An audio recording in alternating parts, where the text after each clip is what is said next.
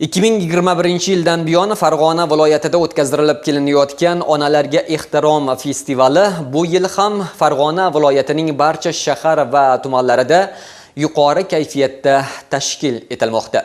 Yakuniga yetib borayotgan joriy haftada Qo'qon shahrida ham Onalarga ehtirom festivalining navbatdagi shahar bosqichi bo'lib o'tdi. Qo'qon shahar yoshlar bog'ida Onalarga ehtirom festivalining shahar bosqichi bo'lib o'tdi. Yuzlab aholi vakillari yig'ilgan tadbirda so'zga chiqqan Qo'qon shahar hokimi ayollarga ehtirom tadbirining ahamiyati, farzandlar kamolida onalar o'rni haqida so'z yuritdilar. Sizlarning oldingizda juda katta farzandlarni ham qarzi, ham sizlarga ko'rsatadigan hurmat ehtiromi bor. Bugungi mana shu butun viloyatimiz, respublikamiz bo'yicha o'tkazilayotgan Onalarga ehtirom tadbiri mana Qo'qon shahrida ham o'zini yakuniga yetyapti.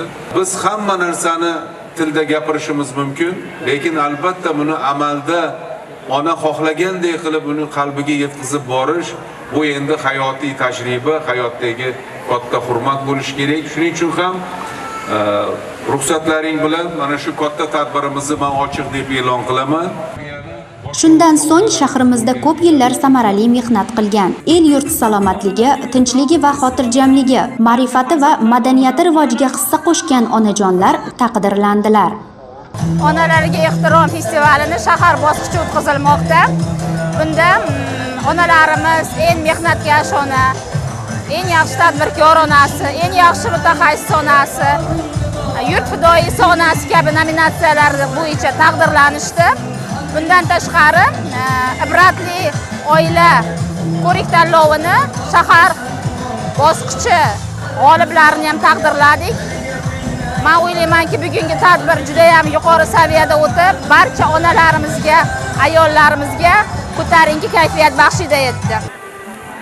Va shu bilan birgalikda hammaga o'rnak bo'la oladigan ibratli oila ko'rik tanlovining shahar bosqichi g'oliblariga esdalik ko'krak nishoni topshirildi. Ularga topshirilayotgan esdalik sovg'alari farzandlarini katta hayotga yo'llab, xalq xizmatiga chorlagan betakror qalb egalarining yuragiga bir olam shodlik baxsh etdi. Meni o'zim tadbirkor edim, mendan keyin o'g'illarim tadbirkor bo'ldi.